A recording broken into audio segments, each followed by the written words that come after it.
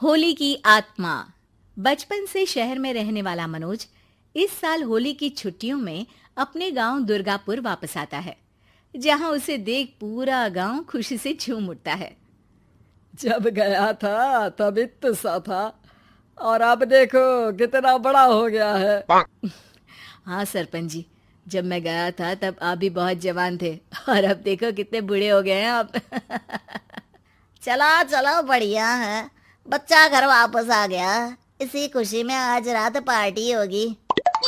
क्या बात है, गांव में भी पार्टियां होने लगी। वैसे अगर पार्टी की बात है तो आज क्यों सीधा होली पार्टी करते हैं। होली पार्टी की बात सुन चहल पहल में अचानक सन्नाटा छा जाता है, जिसे देख मनोज को कुछ अजीब लगता है। लेकिन तभी सरपंच बात पलट देता है। अब बहुत देर हो गई, चलो सब अपने घर चलो, पार्टी के बारे में कल सोचेंगे। मनोज भी मम्मी पापा के साथ घर आ जाता है, पर होली पार्टी और उस पर पूरे गांव की खामोशी वाली बात अभी तक उसके जहन से निकलती नहीं। पापा, होली पार्टी की बात पर सब चुप क्यों हो गए थे? अरे होगी उनकी कोई अपनी बात। मुझे गांव की पंचायत ही थोड़ी पता है। थक गया हूँ, चलो सो जाते हैं, कल बात करते हैं। पापा की बात मानते हुए मनोज भी सोने चला जाता है। आज तो छुपा लिया, लेकिन हफ्ते बाद जब होली का दिन आएगा तब इसे कैसे रोकोगे? अगली सुबह सूरज के साथ ही मनोज भी गांव घूमने निकल जाता है, जिस पर रास्ते में उसे अपनी ही उम्र के कुछ लड़के भी मिलते हैं, जिनसे दोस्ती कर अब वो उनके साथ घूमने लगता है। इसी तरह कुछ दिन बीत जाते हैं और होली नजदीक आने लगती है। दोस्तों, होली में 4 दिन ही बचे हैं, पर गांव में उसकी कोई तैयारियां क्यों नहीं दिख रही? क्योंकि यहाँ होली नहीं मनाई जाती। अरे पर ऐसा क्यों? वो राजा भूषण। अरे तुम 4 दिन के लिए आए हो, क्या इतना सोच रहे हो? चलो कुछ खाने चलते हैं। इसी के साथ एक बार फिर होली की बात को टलते हुए देख मनोज को शक होने लगता है। वो घर पहुंचते ही इंटरनेट पर अपने गांव और राजा भूषण के बारे में जानकारी निकालने लगता है। क्या? मुझे आज तक ये नहीं पता था। ऐसा कैसे? किसी ने मुझे कुछ बताया क्यों नहीं? सारी जानकारी लेने के बाद मनोज गांव वालों या अपने मम्मी पापा से कुछ पूछे बिना खुद ही उसकी सच्चाई के बारे में छानबीन करने लगता है, जिसके चलते वो राजा भूषण की हवेली में पहुंचता है। वाह, क्या हवेली है यार।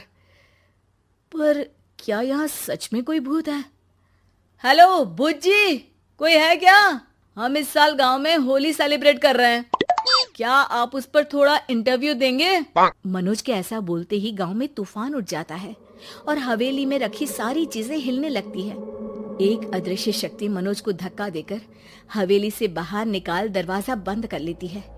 ये सब देख मनोज हैरान रह जाता है। क्या अभी मुझे हवा ने धक्का देकर बाहर निकाल दिया? मेरे होते हुए इस गांव में कभी होली नहीं मन सकती, इसलिए दोबारा ऐसी कोशिश भी मत करना, अंजाम बुरा होगा।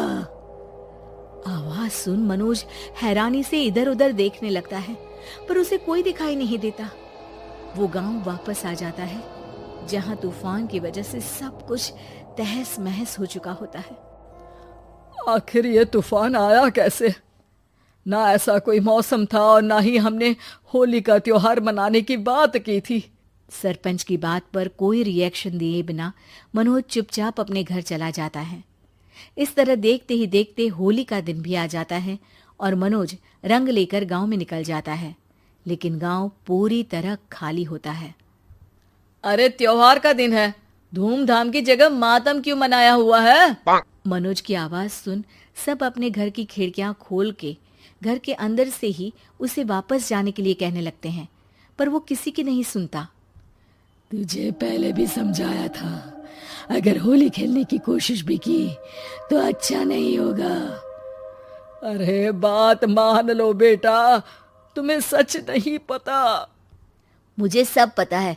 सालों पहले इस राजा ने एक अंधविश्वास फैलाया और आप लोग आज तक उसे मानते आ रहे हो। अरे बेटा, जब तुम पैदा भी नहीं हुए थे उससे भी बहुत पहले से इस गांव पर होली का श्राप है। अगर गांव में होली का त्योहार मनाया जाता है तो प्रलय आना पक्की बात होती है। राजा भूषण इस सब में नहीं मानते थे और त्योहार मनाने लगे, जिसके चलते होली वाले ही दिन पहले उनके बेटे की और फिर उनकी मृत्यु हो गई।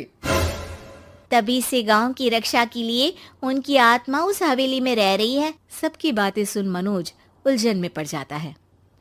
सोचना भी मत मनोज, अगर तुमने इस परंपरा को तोड़ने की कोशिश भी की तो उसका परिणाम इस गांव और गांव के लोगों के लिए अच्छा नहीं होगा। मुझे भी यकीन नहीं हो रहा कि आप लोग एक बेतुकी बात को मानकर सालों से रंगों के त्योहार को मातम की तरह मनाते आ रहे हो। मनोज किसी की कोई बात ना मानते हुए पूरे गांव में रंग बिखेर देता है, जिसके तुरंत बाद वहां तूफान के साथ बिजलियां गरजने लगती है। अचानक मौसम में ऐसा बदलाव देख जहां मनोज कंफ्यूजन में आ जाता है, वहीं गांव वाले डर से सहम जाते हैं।